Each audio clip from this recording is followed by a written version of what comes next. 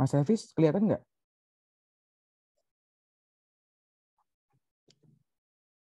Belum kelihatan, Mas.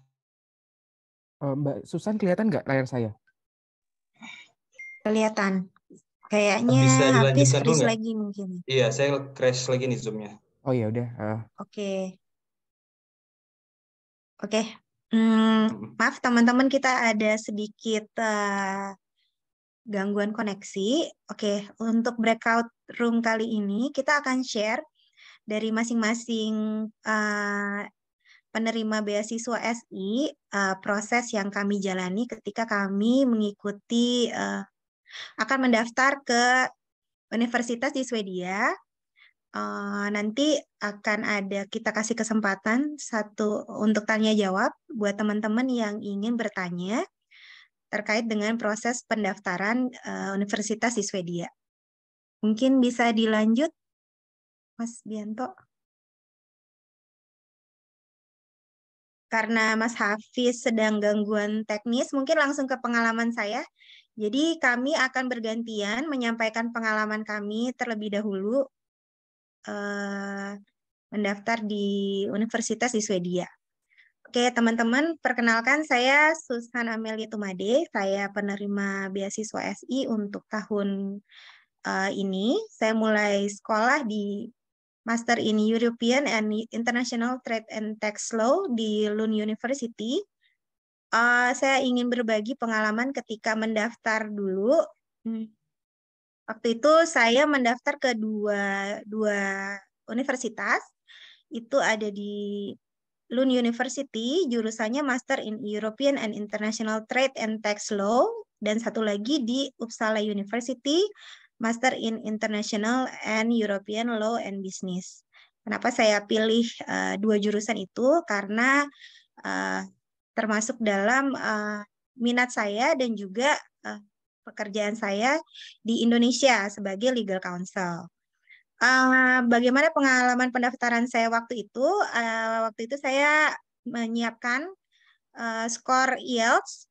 Skor IELTS ini kamu bisa ikut di beberapa lembaga waktu itu saya di Jakarta untuk kamu bisa prepare dulu dengan les IELTS atau kamu bisa langsung ikut skornya kalau kamu sudah bisa sudah memahami terkait dengan tes IELTS. Nah, untuk dua jurusan ini yang saya alami adalah IELTS yang disyaratkan itu minimal itu 6,5 dan tidak ada section yang less than 5,5. Jadi pastikan skor kamu sudah memenuhi ini karena akan menyulitkan kamu jika IELTS kamu masih di bawah skor yang dibutuhkan. Lalu salah satu dokumen yang dibutuhkan juga CV. Nah, waktu saya mendaftar itu CV, saya pastikan CV mengikuti standar EU. Jadi kamu bisa buka di Europass, kamu bisa membuat CV yang sesuai dengan standar EU. Lalu, apalagi sih syaratnya? Jadi syaratnya seperti biasa ya teman-teman, statement of purpose.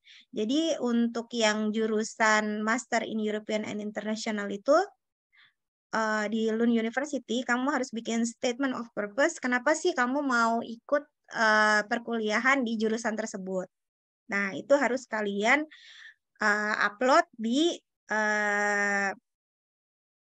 university admission university admissionnya, dan juga jangan lupa kamu juga harus menyertakan CV. Gimana pengalaman kuliahnya? Oke, jadi selama kuliah di sini dosen biasanya itu akan mengupload dulu bahan-bahan perkuliahan. Nah, kalian lebih baik baca dulu karena di kelas itu lebih banyak, kalau yang saya alami lebih banyak kita berdiskusi. berdiskusi dengan dosennya, dan juga kita harus mandiri karena kita sekolah master harus mencari bahan-bahan terkait perkuliahan. Terus jadi di University of Mission ini kita harus bikin prioritas ya, prioritas yang pertama sama yang kedua. Kalau misalnya yang pertama itu kamu diterima, yang jurusan kedua otomatis di delete ketika kamu diterima di yang jurusan pertama. Jadi pastikan prioritas kamu itu yang pertama itu sesuai dengan minat kamu. Programnya lebih baik baca dulu silabus masing-masing perkuliahannya. Biasanya itu di-share di website kampusnya. Lalu kedua, sesuaikan dengan karir yang akan kalian tuju ketika kalian lulus kuliah. Jadi saran saya lebih baik baca dulu silabusnya dan sesuaikan dengan kira-kira lulus dari sini saya mau kerja di mana nih, seperti itu. Dan peluang kerjanya ya, karena ini jurusan yang saya ikuti itu International Trade and Tax Law, jadi teman-teman akan terbuka besar kesempatan untuk menjadi konsultan hukum atau lawyer untuk perusahaan-perusahaan di level multinasional. Karena kalian akan belajar bagaimana terkait dengan hukum internasional yang terkait dengan corporate law and so on. Tuh. Oke, mungkin dari saya cukup dulu. Kalau ada teman-teman yang masih mau bertanya soal perkuliahan di LUN. Oh iya, saya juga menyampaikan kalau saya master ini di bawah Fakultas Ekonomi di LUN. Jadi kalau ada yang mau tanya-tanya, monggo kita nanti bisa diskusi di akhir presentasi. Mungkin selanjutnya bisa ke Mas Bianto atau Mas Hafiz kalau sudah bergabung. Mas Hafiz sudah aman, Mas? Sementara aman nih, Mas. Iya, silakan Mas Hafiz. Terima Kenalan kasih dulu. ya bantuannya. Oke teman-teman, perkenalkan nama saya Muhammad Hafiz Anibal. Saat ini saya studi sama dengan Mbak Susan yang tadi di Master in European International Trade and Tax Law di Lund University. Singkat saja, pengalaman pendaftaran bagi saya sendiri untuk pendaftaran di University Admission itu sangat mudah. Tidak terlalu banyak dokumen yang diperlukan. Mungkin saya sudah mencoba di beberapa beasiswa lain cukup banyak dokumen yang dibutuhkan, tapi tidak dengan di University Admission tidak terlalu banyak. Sebagaimana yang sudah dijelaskan juga tadi di sesi pertama. Dan untuk proof of English proficiency itu pengalaman saya sendiri bisa ada pengecualian ya untuk TOEFL atau IELTS bagi yang studi sebelumnya itu berbahasa Inggris. Tapi ini perlu di double check dan triple check lagi di website dan di website University Admission ataupun di jurusan yang dituju. Betul-betul dicek. Saya sendiri kebetulan studi sebelumnya berbahasa Inggris dan saya juga double check lagi saya email kembali ke University Admission dan saya email juga ke kampusnya untuk memastikan apakah itu dibolehkan. Jadi itu saya sendiri untuk University Admission saya daftar cuma di satu kampus. Memang agak berisiko, tapi memang karena kebetulan saya juga sebelumnya sudah mempelajari sudah lulus di magister, jadi saya memang fokus ya memang mengharapkan untuk belajar di satu program ini. Untuk cara memilih prioritas mungkin nanti akan dijelaskan lagi lebih lanjut oleh Mas Bianto sama yang lain-lain yang memilih beberapa jurusan, karena memang ada 4 jurusan ya yang boleh dipilih. Kemudian syarat tambahan, tadi mungkin Mbak Susan sudah menjelaskan, ada statement of purpose, ini kurang lebih merupakan motivation letter, dan CV. Kedua dokumen ini juga kalau melihat di website-nya LUN, itu sudah ada trik-triknya, the tips-tips apa yang diperlukan, informasi apa yang untuk lebih rinci, baik untuk statement of purpose maupun dan curriculum vitae. Pengalaman kuliah saya selama beberapa bulan ini ya, sudah 4 bulan kurang lebih, memang ini cukup padat karena programnya setahun. Semua materi perkuliahan itu memang orientasinya ke dunia kerja, dunia industri, baik itu untuk hukum publik maupun hukum korporat. sangat banyak dosen tamu. Jadi satu mata kuliah itu bisa diajar oleh beberapa orang dosen, walaupun ada satu orang koordinator dosennya, tapi nanti akan ada banyak dosen-dosen tamu atau dosen-dosen lain yang ikut mengajar di program tersebut. Perkuliahannya sangat dinamis, lebih banyak ke diskusi. Tadi sudah disampaikan oleh Mbak Susan. Ada seminar, ada conference, dan berbagai aktivitas, dan juga ada aktivitas-aktivitas luar kampus yang memang bisa kita participate, kita join, tergantung seperti ekskul lah ya, seperti ekskul, tapi lebih menjurus kepada program kita masing-masing.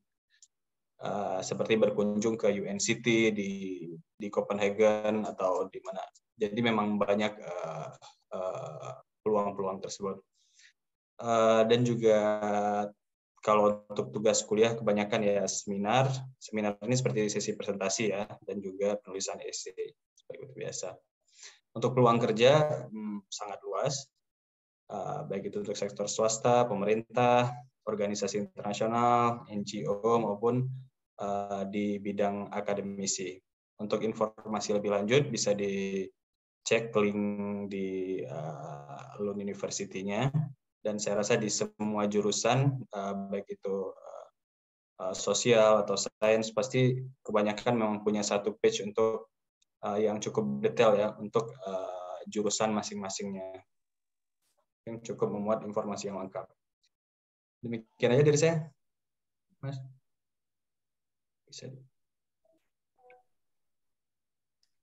Ini ke saya ya, nanti terakhir Mas Dio. Jadi perkenalkan saya Bianto. Saya saat ini belajar di Uppsala University jurusan Digital Humanities. Jadi dulu saat pendaftaran ini kali pertama saya daftar untuk beasiswa SI juga. Jadi cukup sederhana seperti tadi kata Mas Hafiz juga. Kemudian waktu itu IELTS sudah saya tes itu saya 2020 kalau tidak salah. Jadi waktu itu masih berlaku. Jadi saya yang penting teman-teman di sini tuh harus tes IELTS dulu sih, atau tes bahasa Inggris yang lain yang dipersyaratkan oleh University Admission. Nah, tiap jurusan itu masing-masing beda. Tapi rata-rata tuh minimal 6,5, ada juga yang 7 atau 7,5. Jadi teman-teman harus cek dulu. Seingat saya itu yang paling tinggi 7,5 kalau tidak salah. Cuma rata-rata tuh pasti 6,5. Nah, kebetulan juga ini di kampus saya itu untuk ijazah dan transkrip itu bilingual, dua bahasa, Inggris dan Indonesia. Jadi waktu itu saya tidak perlu penerjemah tersumpah, dan yang paling penting itu nanti teman-teman juga harus menyiapkan identitas lah, paspor atau KTP dan sebagainya. Gitu. Karena nanti itu juga saran saya kalau teman-teman sudah niat untuk ke luar negeri, itu bikin paspor sesegera mungkin. Karena itu prosesnya saya tidak tahu sekarang berapa lama ya, tapi waktu saya tuh waktu itu saya udah buat sebelum pandemi sih, jadi masih aman gitu. Tapi saya dengar semasa pandemi kemarin tuh paspor tuh agak lama ya gitu. Nah, semoga saja ini prosesnya lebih pendek. Kemudian untuk syarat tambahan tadi itu masing-masing program itu berbeda. Saya ngambil 3 jurusan waktu itu. Yang pertama Digital Humanities di Uppsala, 2 tuh Language Technology, dan ketiga juga Language Technology di Gothenburg. Nah, ketiga jurusan ini itu masing-masing beda dari format apa yang diminta, kemudian surat kenyataannya bagaimana, dan sebagainya masing-masing beda. Jadi masing-masing harus dicek. Teman-teman juga jangan sungkan tanya ke program studinya juga. Misalnya ada yang kok kayaknya ada yang kurang mengerti deh gitu. Teman-teman boleh tanya ke sana. Ada emailnya atau surat masing-masing dari koordinator dari tiap-tiap jurusan atau prodi di sini. Jadi teman-teman tanya kalau ada yang kurang mengerti gitu. Karena kalau tanya ke teman-teman yang kalau ada senior di sini sangat bagus ya. Cuma kalau tidak ada, itu teman-teman harus tanya ke sana sendiri karena masing-masing bakal berbeda jawabannya. Begitu, karena sesuai dengan jurusan masing-masing. Kemudian yang berikutnya, kenapa saya pilih 3 ini? Itu yang pertama itu terkait dengan kerjaan saya, pilihan pertama. Yang kedua, 3 itu minat saya sebenarnya. Masing-masing 1, 2, 3 ini bisa nyambung, karena yang pertama itu jurusan saya itu hampir semua jurusan boleh masuk. Tapi dengan syaratnya ada beberapa syarat, misalnya ada minimal mata kuliah apa itu berapa dan sebagainya. Karena jurusan Digital Humanities ini tengah-tengah antara sosial humaniora dan ilmu information science. Jadi kita belajar IT-nya juga, belajar dari humaniora dan juga sosial juga. Jadi kenapa hampir teman-teman saya itu dari berbagai macam jurusan, ada yang art science, ada yang history, ada sejarah juga, dan berbagai macam jurusan lainnya. Bahkan ada juga yang dari biologi juga sih begitu. Jadi sangat beragam ya gitu. Yang kedua, ketiga itu karena linear dengan jurusan S1 saya dahulu begitu. Cuma kenapa saya tempatkan kedua dan ketiga? Karena waktu saya mikir kok kayaknya 2 dan 3 ini SKS saya kurang nih untuk persyaratan masuk. Jadi jurusan kedua dan ketiga ini membutuhkan SKS bahasa yang lebih tinggi atau SKS IT-nya yang juga lebih tinggi gitu. Jadi harus antara SKS linguistiknya lebih tinggi atau SKS bahasa, dan dua-duanya saya nggak bisa penuhin. Jadi saya tempatkan pilihan kedua dan ketiga. Nah, pengalaman kuliah ini sangat seru. Yang pertama itu jurusan saya itu ilmunya agak baru, jadi masih banyak terbuka kesempatan, termasuk nanti untuk lanjut ke S3 dan sebagainya. Kemudian dosennya juga suportif, tidak kaku, dan kelasnya itu ada beberapa format. Ada kelas seminar, jadi kita baca paper atau paper dari jurnal lah gitu ya. Itu biasanya satu mata kuliah itu sampai sekitar 1000-an halaman. Itu formatnya juga dipecah menjadi per 5 minggu. Jadi tiap 5 minggu saya dapat mata kuliah baru. Jadi SKS-nya itu sekitar, atau kredit atau SKS-nya itu 7,5. Jadi tiap 5 minggu saya ujian akhir dan sebagainya seperti itu. Karena formatnya tadi sangat rigid, awal-awal itu kita juga dapat lecture juga. Jadi dosennya hanya bicara, kita tinggal tanya ke dosen dan sebagainya. Tapi yang format yang seminar ini membantu kita ketika kita ingin memahami materi lebih mendalam. Yang berikutnya ada kelas praktik, karena kita jurusan saya itu juga ada bagian IT-nya juga, jadi saya belajar juga Python, belajar juga Recogito dan sebagainya, tools untuk IT lah begitu, untuk cara cepat untuk mengambil data di sosial humaniora seperti itu. Nah, teman-teman nanti kalau milih jurusan itu jangan lupa lihat minatnya dan potensi kedepannya, termasuk nanti kira-kira kalau salah habis lulus teman-teman mau ngapain nih gitu, mau kerja lagi kah, mau kuliah lagi dan sebagainya, itu juga harus dipertimbangkan. Nah, teman-teman bisa baca juga di jurusan masing-masing, di University Admission itu ada penjelasan juga di sana.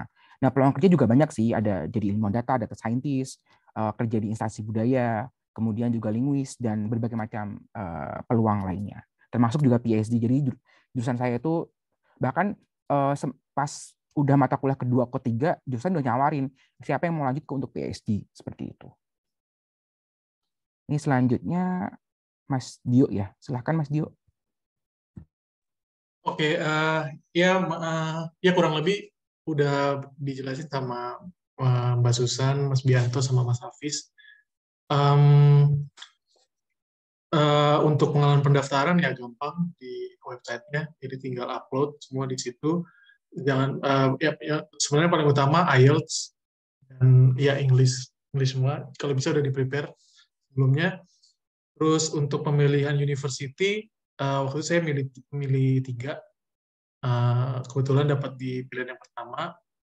Terus untuk prioritas sebenarnya itu tergantung minat masing-masing. Kalau bisa juga ada yang misalkan semuanya minat, terus kita lihat jurusannya di ranking QS gitu misalnya. Nah, ini bebas sih mau untuk pemeringkatan prioritas. Terus untuk syarat tambahan, kadang-kadang ada yang minta GMAT, GRE, terus ada juga yang minta silabus. Jadi kalau bisa sebelum milih di admission.sa, kalau bisa lihat dulu apa yang mereka minta gitu. Untuk pengalaman kuliah yang di sini yang paling unik sih, karena saya jurusan entrepreneurship, jadi ada perusahaan-perusahaan di sekitar daerah sini yang punya kerjasama sama kampus, dia masuk ke dalam salah satu mata kuliah gitu, mereka ngemaparin problem mereka gini-gini, siswa yang disuruh kasih masukan gitu. Kayak gitu. Jadi unik sih, dia ngelibatin community, ngelibatin perusahaan dari situ. Terus variatif, banyak dosen tamu, kadang dosen tamu biasanya praktisi ya, praktisi.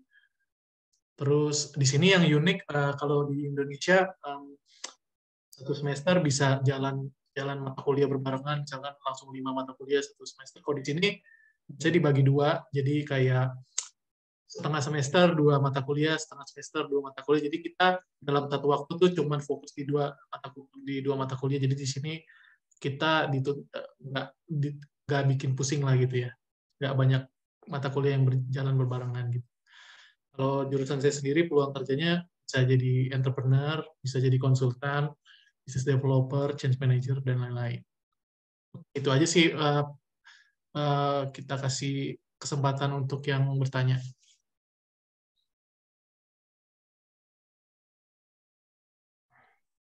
Oke, terima kasih Mas Dio, Mas Bianto, Mbak Susan. Selanjutnya kita buka forum tanya jawab ya. Penanya pertama mungkin dari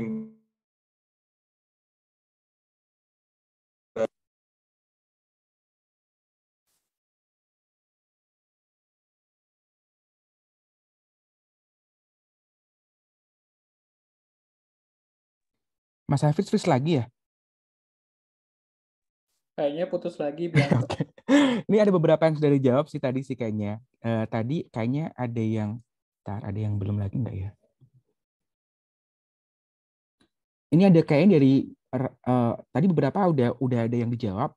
Saya jawab dari yang Ramadhani dulu nih ya. Jadi Mbak Ramadhani, semua pendaftaran di kampus itu harus melalui University Admissions, kecuali nanti PhD seingat saya.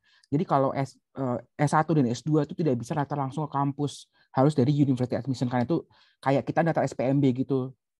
Jadi tiap kampus di sini tidak ada sistem yang apa namanya ya, kalau kita ya pendaftar mandiri itu tidak ada sih tahu saya ya gitu. Jadi semua itu terpusat di sana, jadi tidak bisa daftar ke kampus langsung. Setahu saya begitu.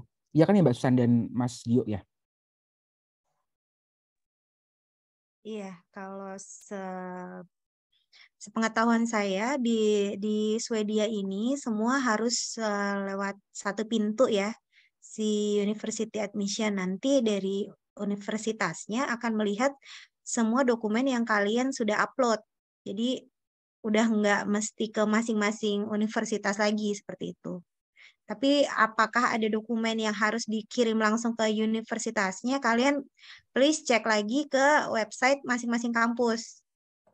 Cuman generally kita semua apply dokumennya dan pemilihan universitasnya di University Admission itu gitu. Kalau aku ya pengalaman saya gitu. Terus di admission itu biasa dikasih bracket-bracket ya. Jadi misalkan ini bracket untuk ijazah sama transkrip, terus yang ini bracket untuk motivation letter, terus yang di bawah lagi ada dokumen lain-lainnya. Jadi tinggal di-upload aja di masing-masing bracket gitu. Oke, Jadi, Kak, aku izin bertanya, itu pembayarannya satu kali Mbak Dani, untuk apply kampusnya atau bagaimana Kak? Membayar berapa kali begitu? Mbak Dani ini untuk pertanyaan nanti ngantri dulu ya Mbak ya. Jadi kita akan bacakan di itu, dan juga teman-teman sudah dari tadi juga ada yang mengangkat tangan dulu. Jadi nanti jawab nanti aja ya. Oh, oke, maaf Kak, Ya, maaf. Gak apa-apa. Maaf, astagfirullah.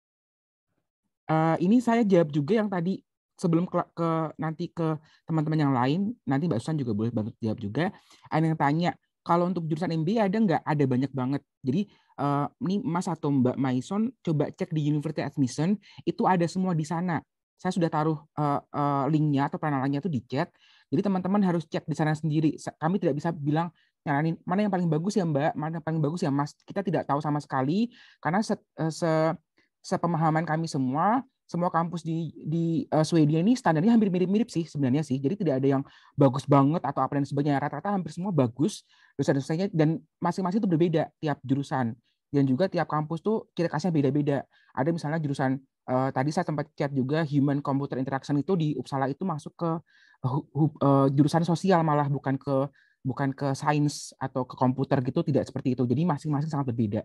Begitu. Jadi teman-teman di sini karena sudah mau master, cek aja ya di University Admission tuh lengkap banget sana untuk jurusannya. Begitu. Mas Hafiz, saya kembalikan ke Mas Hafiz lagi. Mas Hafiz, teman-teman yang angkat tangan tuh udah tuh. Sorry nih. Tapi yang di chat udah semua ya Mas ya? Semua Mas, kita pindah-pindah aja nggak apa-apa. Pindah-pindah aja ya. Oke, jadi kita ke ini aja ya, ke yang recent dulu ya Mas ya. Oke, boleh. Mas, silakan Mas Fikri ini ya. Boleh, silakan Mas Fikri. Halo, masih kedengaran suaranya? Halo. Iya Mas Fikri Oke. kedengeran. Kak, izin bertanya ya, cuman ini saya nanyanya soal application yang di Stockholm sih.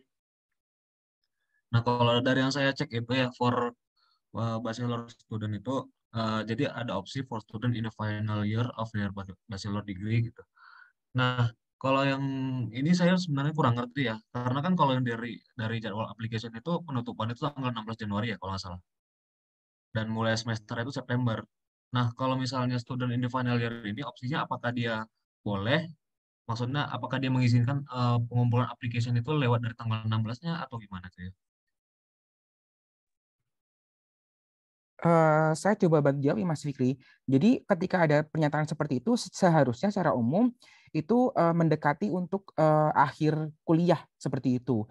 Jadi biasanya mungkin kalau misalnya belum ada ijazah dan sebagainya, Mas Fikri ada surat keterangan dari kampus itu diperbolehkan setahu saya ya. Tapi nanti mungkin tolong dibantu untuk diterjemahkan juga ke dalam bahasa Inggris. Jadi pakai penerima tersumpah, surat keterangannya juga dijelaskan bahwa Mas Fikri ini bakal lulus bahkan sebelum masuk tuh udah lulus tanggal perkiraan tanggal berapa dan sebagainya seperti itu. Setahu saya seperti itu ya gitu karena ingat sistem kampus di Swedia ini kan bukannya kan untuk kadang ada 2 kali ya yang spring sama summer seingat saya ya gitu. Jadi dan tiap negara itu tidak sama seperti kita formatnya. Kalau kita kan dari Agustus lah ya, Agustus sampai Juni. Jadi semester awal tuh Juni. Tapi beberapa negara itu dari Januari itu bisa mulai kampusnya. Jadi masing-masing negara berbeda. Dan ini Mas Fikri kalau masih bingung dan untuk memastikan tanya saja ke pihak kampusnya. Apakah saya misalnya lulus bulan Februari dan saya sudah punya surat keterangan boleh mendaftarkan juga dan sebagainya apa tidak? Dan Mas Fikri itu harus benar-benar apa ya? Tanya ke mereka langsung lah gitu. Karena kadang-kadang takutnya persepsinya salah dari kami juga seperti itu. Itu nanyanya lewat email atau email aja ya? Ke email langsung ke Oh, jurusannya oke. aja. Oke. Kasih Kak. Mungkin mau bantu jawab kalian buat adik-adik yang mau apply, jangan ragu untuk email kampusnya atau PIC dari jurusan kalian masing-masing. Karena di Swedia ini mereka sangat responsif terhadap email. Jadi apapun yang pertanyaan kalian ingin sampaikan, nggak apa-apa langsung di email aja karena kemungkinan besar akan dijawab gitu. Jadi nggak email itu tidak sekedar hanya email yang tertera, tapi mereka benar-benar akan mencoba membantu kalian menjawab pertanyaan-pertanyaan yang kalian ingin sampaikan gitu. Itu aja. Mungkin lanjut pertanyaan berikutnya. Ini via chat aja ya Mas Hafiz, bantu jawab Mas. Aku Untuk mau jawab motifnya. juga ada beberapa pertanyaan yang boleh. kayaknya sama gitu ya. Iya boleh. Ya ada yang nanya jurusannya cocok nggak sama jurusan yang di-apply. Biasanya di websitenya biasanya tertulis tuh dia minta pas S1 udah ngambil mata kuliah apa aja ada list-listnya gitu. Misalkan emang nggak pasti sama, tapi kalau misalkan memang cocok, biasanya sih mereka ini pertimbangin gitu ya. Jadi tolong dilihat aja di transkrip kalian ada mata kuliah nggak yang match sama penjelasan di website jurusannya gitu. Jadi jangan hanya ngelihat nama jurusannya apa, terus masternya apa, nggak cocok atau gimana gitu. Jadi kalau bisa dilihat dulu detail ininya ya, per mata kuliah yang udah pernah kita ambil sama mata kuliah yang mereka minta kayak gitu. Oke, makasih Mas Tio. Saya juga mau nambahin nih terkait linearitas studi ya. Saya sebelumnya memang pengalaman saya sendiri, saya di hubungan internasional, S1 hubungan internasional. Sebelumnya saya juga S2 di hubungan internasional juga.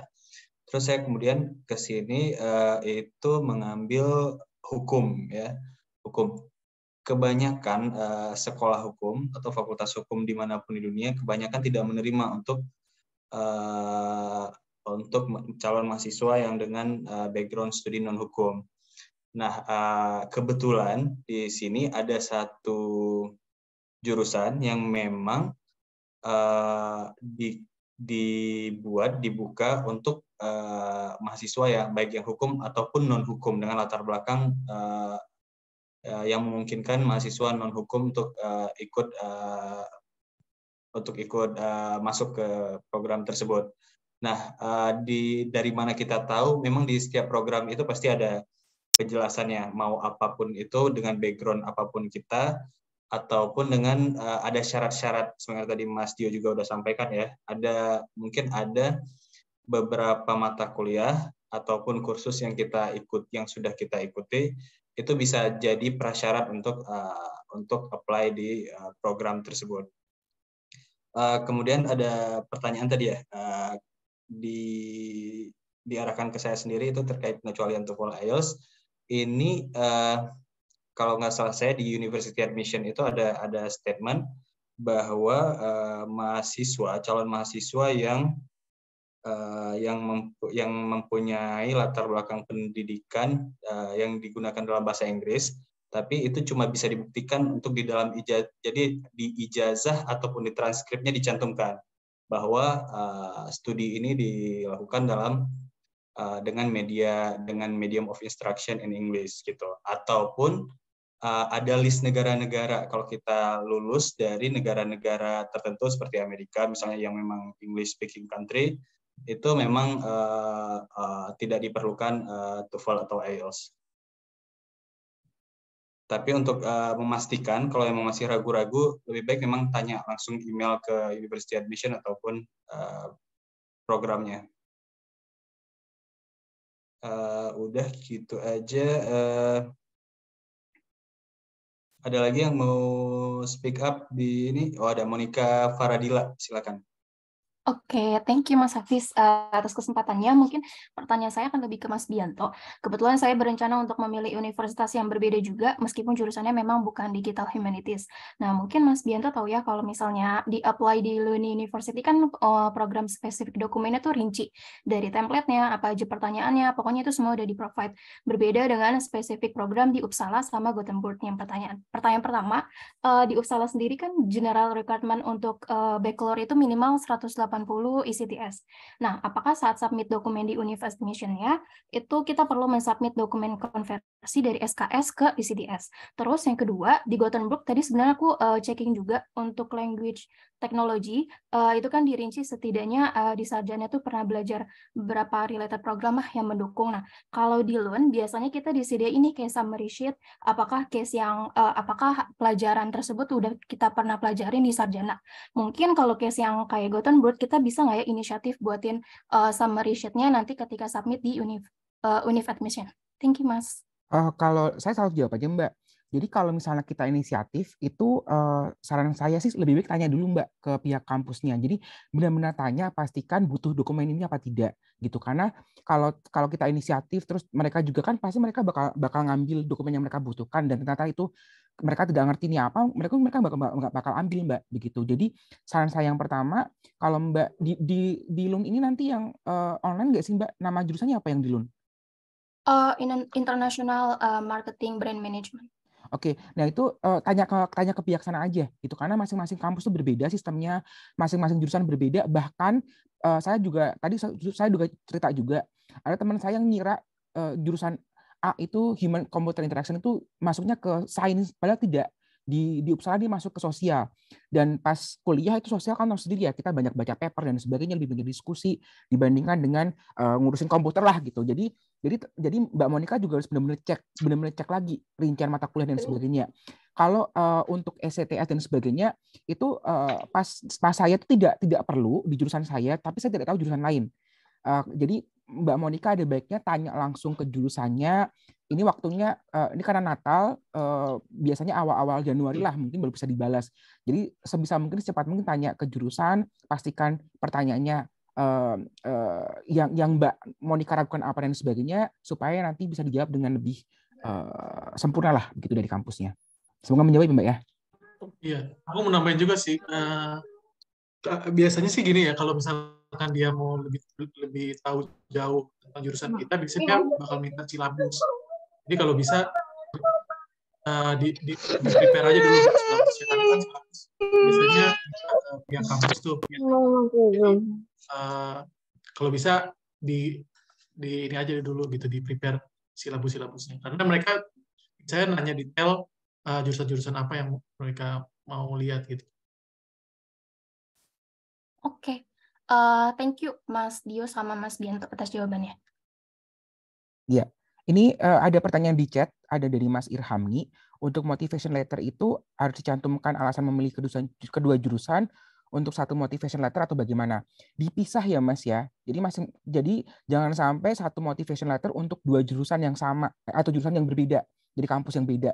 Itu kalau dari jurusan A minta motivation letter, jurusan B minta motivation letter, diberikan nama. Contohnya motivation letter untuk Yonköping University, motivation letter untuk Lund University. Jadi harus dipisah, tidak bisa digabung karena nanti jadinya bakal bingung ini orang mau daftar mana sih gitu. Jadi nanti bakal daripada dicoret, jadi mending dipisah aja. Jadi tiap jurusan minta apa diberikan aja ya.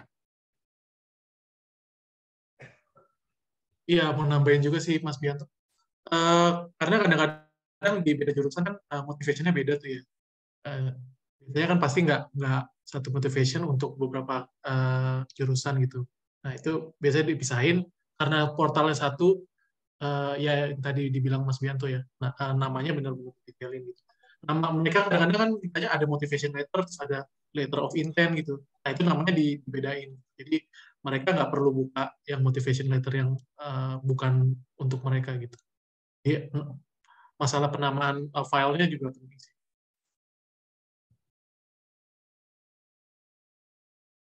Oke, nih lanjut ke Mbak Devi, kakak nih. Dari jurusan Mbak Devi ini berbeda dan dia ingin ngambil jurusan S2 yang berbeda lah gitu intinya. Dan dia tidak tahu apakah jurusan yang S2 ini bisa menerima gelarnya dia atau tidak. Nah, Mbak Devi kakak mohon kontak ke kampusnya langsung, tanya, saya jurusan dari arsitektur, saya ingin mendaftar di Master of Human Geography, kira-kira masih nyambung tidak ya? Cantumkan juga misalnya di S1 tuh ngambil mata kuliah apa saja dan sebagainya.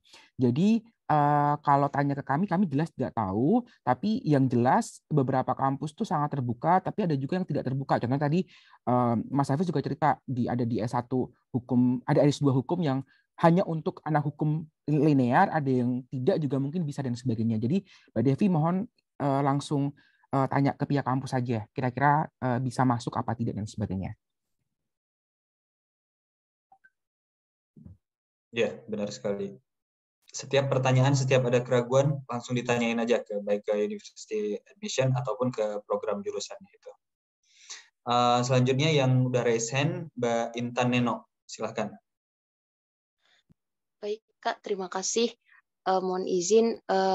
Jadi saya mau tanya Kak, sebelumnya kan saya udah pernah ikut sosialisasi terkait pemilihan jurusan ya Kak ya, yang kuliah di Swedia. Nah, saya dengar itu katanya biar triknya itu adalah pemilihan jurusannya itu kalau bisa itu sesuai sama program SGDIS yang sekarang Kak. Salah satu aja. Apakah itu benar Kak? Dan mungkin itu katanya ditulis di bagian motivation letter-nya. Nah, kebetulan saya tuh agak bingung Kak terkait penulisan motivation letter. Nah, mungkin nanti bisa dijelaskan ya Kak, mungkin tipsnya buat nulis motivation letter dan cara mengcompile-nya dengan program SDGs itu bagaimana. Seperti itu Kak. Terima kasih. Oke, terima kasih Mbak Intan. Kita langsung jawab aja ya. Ini ada juga beberapa pertanyaan yang terkait dengan motivation letter isinya. Sebagian dari motivation letter, syarat motivation letter biasanya ini dari kampus ya, dari program.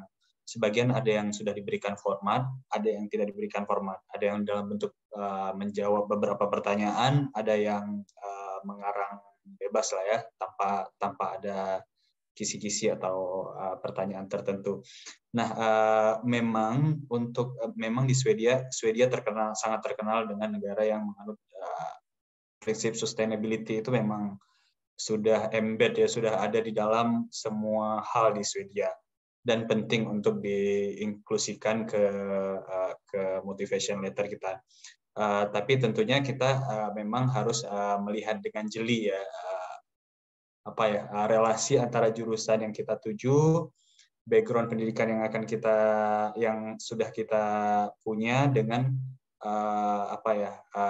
informasi atau pendidikan yang akan kita apply. Tentu relasi dan korelasinya itulah yang membuat dan relasikan dengan SDGs itu akan menjadi sesuatu yang bagus gitu. Tapi tentu sesuai tergantung dengan jurusan masing-masing. Mungkin ada yang ingin nambahkan? Ya. Oh ya, saya mau nambahin juga untuk motivation letter. Biasanya juga mereka require jumlah katanya gitu. Misalkan ada yang minta maksimal 1.000 kata, ada yang maksimal 1.500 kata gitu. Jadi kalau bisa dilihat lagi requirement yang ada di dalam website kampusnya gitu. Ya, kemudian tambahan juga, ini teman-teman juga Mbak Intan dan teman-teman juga itu harus ingat bahwa pendaftaran kampus dan beasiswa itu berbeda. Jadi di kampus itu karena kita mendaftar kampus, sebenarnya mau disambung ke SDG atau enggak juga nggak masalah. Yang penting motivasi kalian jelas mau masuk kampus itu ngapain. Tapi pas ke daftar beasiswa itu harus disambungin, benar-benar nyambung. Alangkah bagusnya kalau keduanya juga bisa linear dan saling terkait ya gitu. Tapi yang jelas daftar kampus itu berbeda dengan daftar yang SI. Yang SI itu untuk motivation letter-nya itu wajib untuk mengaitkan dengan SDG. Dan untuk kampus, saya kemarin tidak mengaitkan dengan SDG sama sekali karena memang kita kan daftar kampus ya. Kita mau ngapain sih di kampus sih? Dengan background kita cocok nggak dengan jurusan kita, dengan pengalaman kerja dan sebagainya. Baru nanti ketika sudah daftar beasiswa SI itu baru disambungkan semua. Tapi kalau mau disambung dari awal juga nggak masalah juga sih. Itu jauh lebih baik begitu. Semoga menjawab ya Mbak. Tadi namanya siapa ya? Lupa. Intan, Kak. Mbak Intan, ya. Oke, kita langsung ke pertanyaan ini ya, yang resign selanjutnya ya. Ini ada Mbak Nisa. Ini waktu kita udah sangat mepet nih. Mbak Nisa silakan, Mbak. Halo semua, mau tanya. Kan aku ada plan untuk daftar di Boras. Nah, lalu kan aku baca di website-nya, selection-nya itu ada tambahan motivation letter sama online interview. Nah, aku mau tanya, untuk online interview-nya itu kira-kira terkait apa ya? Yang aku lihat juga dari kakak-kakak di sini kan kayaknya nggak ada online interview ya. Jadi mungkin ada teman kakak yang punya pengalaman atau apa gitu, mungkin bisa diceritain dikit Kak. Makasih. Kebetulan saya tidak ada Mbak, jadi tidak bisa menjawab. Karena Mbak Susan ada nggak atau Mas Hafiz atau Mas Dio kemarin wawancara? Saya kebetulan juga nggak ada sama sekali tuh. Iya. Iya, sama sih nggak ada. Ini dari program kampusnya yang minta ya Mbak? Iya, dari kampusnya dia minta kayak ada nanti online interview gitu sih. Oke. Boleh tahu jurusannya apa Mbak? Jurusannya Fashion Marketing and Management.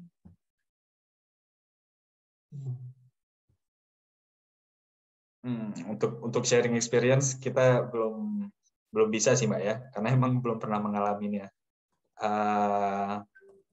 Itu sih. Ada lagi masukan dari yang lain? Kira-kira. Universitasnya apa ya? Mungkin kalau universitasnya sama dengan kita, bisa kita cariin teman yang apa? Yang lebih dulu masuk. Boras tadi. Universitasnya apa tadi? Boras. Oh, belum sih. Kalau Lun, saya bisa cariin deh. Tapi kalau nggak Lun, susah ya carinya. Ya. Mbak Anissa, sorry Anissa, belum bisa bantu.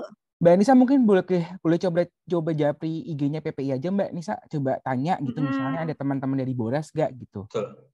Baik, makasih Kak. Iya. Selanjutnya Mbak Sabila, silakan Mbak. Iya, terima kasih. Saya langsung aja ya Mas. Ini saya kan pengen daftar di Uppsala Entrepreneurship, terus mereka bilang katanya kan ada supporting dokumen. Nah, supporting dokumen itu apakah harus dikirim juga ke Swedia maksimal 1 Februari dan sekaligus diupload melalui university admission itu ya? Seingat saya kalau untuk supporting dokumen tuh dari tahun kapan tuh sudah online semua Mbak, kecuali dari jurusan minta untuk dikirim fisik ya. Jadi Mbak tanya saja ke jurusannya apakah perlu dikirim fisik atau tidak. Tapi setahu saya itu semua itu diunggah semua sih. Jadi di university admission tidak perlu dikirim ke sini. Oh iya ya. Tapi untuk pastinya tanya ke jurusan ya. Ya Mas, karena saya kan juga ikut grup yang ada anak-anak Afrika. Nah mereka tuh masih ngirim kayak supporting dokumen gitu. Tapi kalau Indonesia kayaknya enggak sih.